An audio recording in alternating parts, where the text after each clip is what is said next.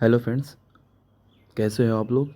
आप लोगों के लिए आज मैं फिजिक्स का इंपॉर्टेंट क्वेश्चन लेके आया हूँ, जो कि अभी तक प्रीवियस ईयर में जितने क्वेश्चंस पूछे जा रहे हैं मैं आज से आप लोगों के लिए क्वेश्चंस लेके आऊँगा। ठीक है, जितने भी 2 नंबर्स में क्वेश्चन, पहले 2 नंबर्स को कंप्लीट करूँगा पूरा कॉन्सेप्ट के साथ में, और आंसर नोट करते जाइएगा। काहे कि अभी तक जितने भी क्वेश्चन बार बार आने वाले क्वेश्चन हैं मैं उसको हर सब्जेक्ट वाइज कराने वाला हूँ। ठीक है, तो आप लोग अगर नए होंगे तो इस चैनल को सब्सक्राइब कर लेना और ज़्यादा से ज़्यादा शेयर कर लेना। ठीक है, तो हमारा आज का जो हमारा है क्वेश्चन 11 क्वेश्चनों का लगभग, उसको पूरा डिस्क्राइब करके आपको समझा के आगे पढ़ेंगे। ठीक है, फिजिक्स 10th क्लास का क्वेश्चन है जो प्रीवियस ईयर है। तो चलिए आगे बढ़ते हैं, हम अपना पहला पहला क्वेश्चन हम लोग लेते हैं। ये आपके सामने है पहला क्वेश्चन।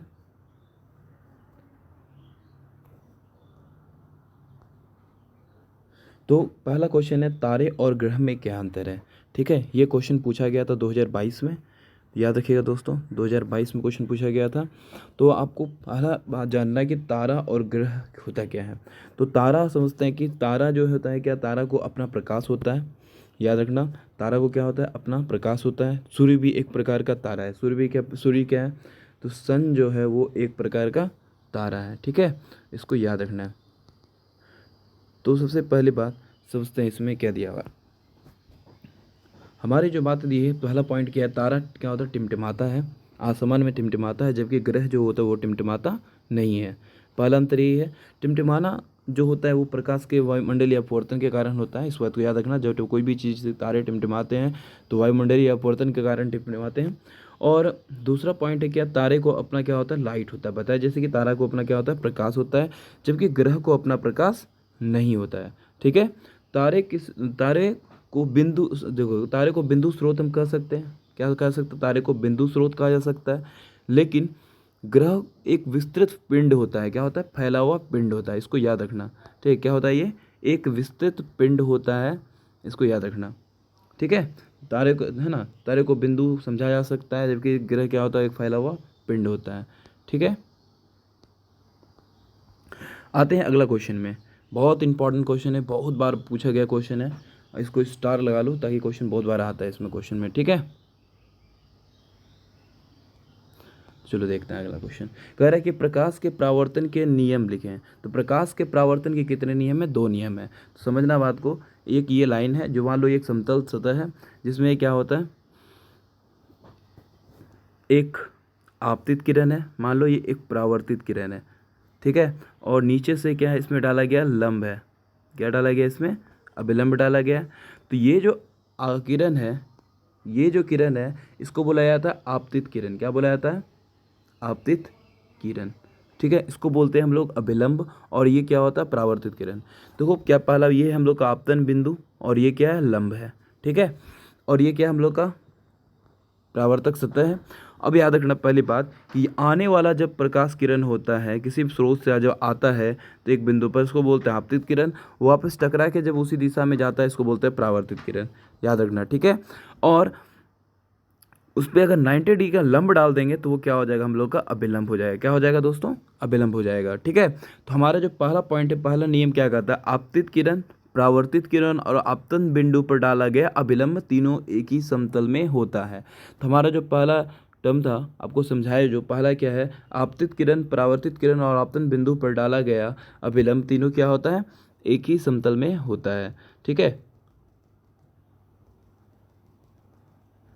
तो इसको याद रखना। पहला क्या बताया, आपतित किरण, परावर्तित किरण और आप, है ना, आपतित किरण और परावर्तित किरण और आपतन बिंदु पर डाला गया विलंब तीनों एक ही सतह पर होता है, समतल पर होता है। दूसरा, ये आपतन कोण है और ये क्या है, परावर्तन कोण, आपस में क्या होते हैं, बराबर होते हैं। याद रखना, आपतन कोण परावर्तन कोण के बराबर होता है, अर्थात कोण आई इक्वल टू कोण r, incident angle equal to reflective angle. Clear है, इसको याद रखना, बहुत इंपॉर्टेंट क्वेश्चन है। अगला क्वेश्चन हम लोग देखते हैं, तीसरा क्वेश्चन। ये भी अपने आप में बहुत इंपॉर्टेंट क्वेश्चन आता है, फ्लेमिंग के बाएं हाथ का नियम। ठीक है, फ्लेमिंग के बाएं हाथ का नियम में क्या कहा जाता है, देखिएगा। इस नियम के अनुसार क्या था कि फ्लेमिंग के बाएं हाथ के जो तर्जनी है, तर्जनी, मध्यमा और अंगूठा, है ना, को इस प्रकार लिया गया जिसमें कि तीनों एक दूसरे के परस्पर लंबवत होते हैं।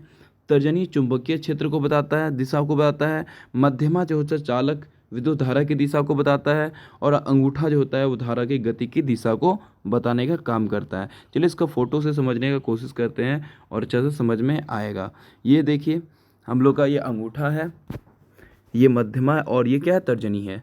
ठीक है, ये क्या बता रहा है, धारा के प्रवाह के बल किधर से लग रहा है ना। और ये आपका क्या है, चुंबकीय क्षेत्र को बता रहा है, और ये क्या आपका है, ये आपका धारा है। ठीक है, इसी को बोलते हैं फ्लेमिंग का बाएं हाथ का नियम बोलते हैं। क्लियर है। चलिए आगे वाला क्वेश्चन देखते हैं। क्वेश्चन पूछा क्या था, दृष्टि निर्बंधता क्या होता है, निर्बंधन क्या होता है, दृष्टि निर्बंधन क्या होता है। तो याद रखिएगा, हमारी आँख की रेटिना पर पड़ने वाला जो प्रकाश होता है वो संवेदन है ना, संवेदन मतलब क्या, एकदम सेंसिटिव होता है। ठीक है, संवेदना प्रकाश स्रोत से हटने के बाद, जब से प्रकाश स्रोत से हमारी आँख हटती है तो कुछ समय तक बनी रहती है, यानी प्रकाश जो है ना, हमारा आँख छाया पड़ जाता है, अंधेरा हो जाता है, उसे तक बना रहता है, जिसे दृष्टि क्या कहते हैं, निर्बंधता कहते हैं। क्या कहते हैं, निर्बंधन कहते हैं, इसको दृष्टि निर्बंधन कहा जाता है। क्लियर है। तो चलिए हम लोग आगे देखते हैं क्वेश्चन। अगला क्वेश्चन है, विद्युत बल्ब में जो है ना निष्क्रिय गैस क्यों भरा जाता है। विद्युत बल्ब, इसको भी स्टार लगा लो, बहुत इंपॉर्टेंट क्वेश्चन है ना।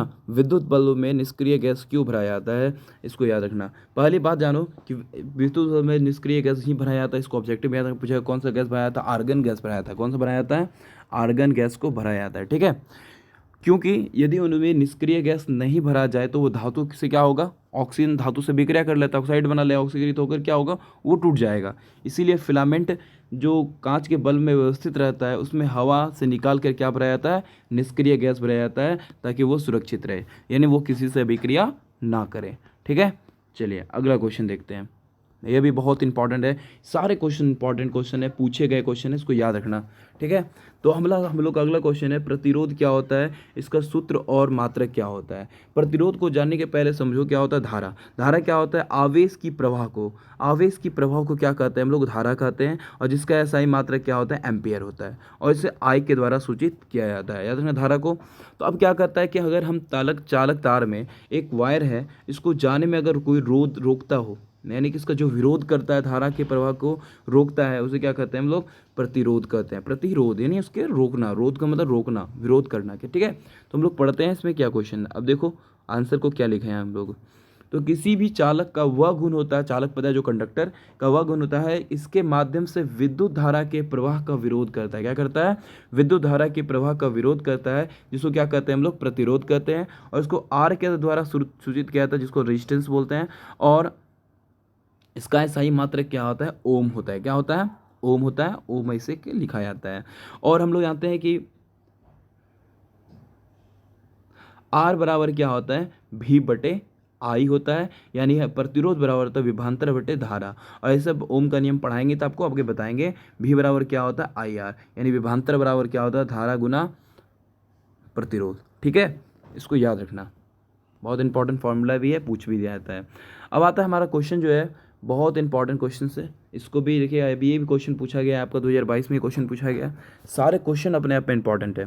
कह रहा है कि एक उत्तम ईंधन, यानी सबसे अच्छा ईंधन का विशेषता क्या हो सकता है। सबसे पहला बात जानो, अच्छा ईंधन की विशेषता तो क्या है, बहुत सारा होगा। पहला बात जानते हैं, अच्छा ईंधन का ज्वलन ताप क्या हो चाहिए, मध्यम होना चाहिए, और वह जल्दी आग पकड़ लेना चाहिए। क्या करना चाहिए, जल्दी आग पकड़ लेना चाहिए। इसका उसमें मान अधिक होना चाहिए, अर्थात कम जलने पर उष्मा अधिक होना चाहिए, है ना, उसका उसमें मान कम होना चाहिए। ठीक है, ज्वलन ताप पर इससे कोई जहरीला गैस या धुआं उत्पन्न ना हो। पहली बात याद रखना, धुआं उत्पन्न नहीं होना चाहिए। 3 पॉइंट बताए, तीनों पॉइंट को, पहला पॉइंट क्या बताए, इसका ये अच्छा ज्वलन ताप है ना, अच्छा ईंधन है क्या, ज्वलन ताप इसका मध्यम हो, ज्वलन ताप क्या हो, मध्यम हो, और जल्दी से आग पकड़ने वाला होना चाहिए। दूसरा पॉइंट क्या होना चाहिए, इसका उष्मीय मान क्या होना चाहिए, अधिक होनी चाहिए, और कम है ना, कम मात्रा में जलने पर अधिक उष्मा दे, है ना। और तीसरा पॉइंट क्या है, ज्वलन ताप, इससे कोई जहरीला गैस या धुआं नहीं उत्पन्न होना चाहिए, है ना, याद रखना। आगे हम लोग देखते हैं क्या है, ये सस्ता होना चाहिए और आसानी से उपलब्ध होना चाहिए, है ना, आसानी से भी कहीं हमको मिल जाए और आसानी से हम कहीं रख सकें, है ना, इस जगह भी हम होनी चाहिए। दूसरा उसके बाद जानते हैं, यह ईंधन का रख रखाव के लिए उपयोगी होनी चाहिए। हम लोग कहीं से उठा के लेके जाएं, एक जगह से उठा के दूसरी जगह, एलपीजी गैस जैसे बोलते हैं, हम लोग का आदर्श ईंधन के रूप में ही है, उसमें है ना, हम लोग देख सकते हैं। इनके रख रखाव बहुत कम मात्रा में, इससे रख रखाव की मात्रा बहुत कम होनी चाहिए, इसको कहीं भी उठा कर रख दो आराम से। इनमें नमी की मात्रा भी क्या होना चाहिए, कम होना चाहिए। ये आपका क्या था, एक आदर्श ईंधन का क्या था, विशेषता था। इसको याद रखना, नोट कर लेना, बहुत इंपॉर्टेंट क्वेश्चन है। अब पूछा जाता है उत्तल लेंस का उपयोग। उत्तल लेंस का उपयोग कहाँ कहाँ करते हैं हम? तो सबसे पहले याद रखना, उत्तल लेंस का उपयोग निम्नलिखित जगह पे करते हैं। पहला, हम लोग दूरदृष्टि दोष को दूर करने के लिए हम लोग क्या करते हैं, उत्तल लेंस का उपयोग किया जाता है। ठीक है, उत्तल लेंस का उपयोग दूरबीन में किया जाता है। कहाँ किया जाता है, दूरबीन में किया जाता है। और घड़ी साज द्वारा घड़ी के ककड़, है ना, कलपुर्जे को ठीक करना है। यानी घड़ी जो होता है हमारा छोटा छोटा कठपुर्जा होता है, उसको जो देखता है उसका प्रयोग क्या करता है, ऐसे करके इसका लेंस लगा जाता है जिसको देखने में मदद मिलता है, उसको बड़ा करके वो देख लेता है। तो याद रखना, ठीक है। आगे देखो क्या इसका उपयोग है, ज्योतिषों के द्वारा हस्तलेखन में, यानी ज्योतिष जो हाथ का रेखा देखता है उसका उसमें देखने में प्रयोग करता है। और प्रयोगशाला में भी उत्तल लेंस का उपयोग किया जाता है। सूक्ष्मदर्शी में भी उत्तल लेंस का इसका उपयोग किया जाता है। इसको याद रखना, ठीक है। चलो आगे देखते हैं क्वेश्चन क्या है हम लोग का। नवा क्वेश्चन क्या है, उत्तल लेंस में वस्तु का आभासी, आभासी यहाँ पे सी होगा, आभासी यानी काल्पनिक आवर्धित प्रतिबिंब हेतु कहाँ स्थित होनी चाहिए, इसको चित्र वर्णन करना है। इसको याद रखना। यदि सबसे पहली बात हम लोग अगर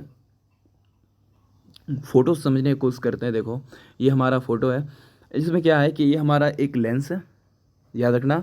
हमारा ये एक मुख्य अक्ष है और ये क्या हम लोग का F1 है, क्या है हम लोग का F1 है। और ये हम लोग का क्या है 2F2 है। और ये क्या है हम लोग का F1 है और ये क्या है हम लोग का 2F2 है, ठीक है।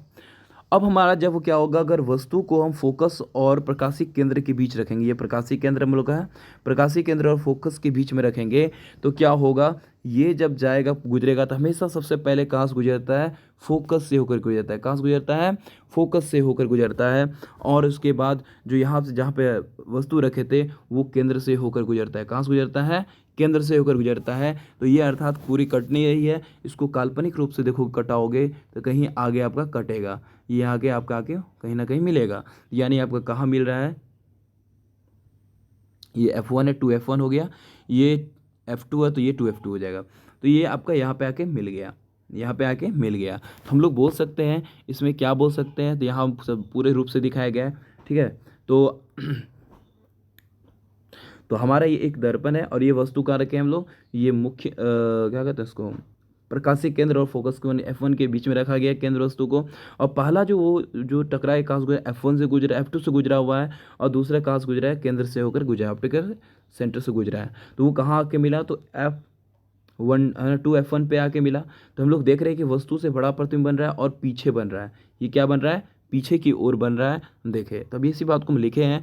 तो हम लोग क्या लिखे हैं, यदि वस्तु को उत्तल लेंस के फोकस और प्रकाशिक केंद्र के बीच रखा गया हो तो प्रतिबिंब कैसा बनेगा, आभासी बनेगा। और प्रतिबिंब आवर्धित सीधा और, है ना, उधर ही होगा जिधर वस्तु होगा, यानी दर्पण के लेंस के पीछे होगा, ठीक है। चलिए अगला क्वेश्चन बहुत ही बार पूछा गया है। तो क्या है, पानी में रखा हुआ सिक्का, है ना, उठा हुआ प्रतीत होता है, क्यों। अभी एक और क्वेश्चन को आप देखने को मिलेगा कि एक छड़ जो होता है, पानी में रखा हुआ छड़ जो होता है वो उठा हुआ प्रतीत होता है। सिमिलर क्वेश्चन है, ठीक है, तो इसको याद रखिएगा।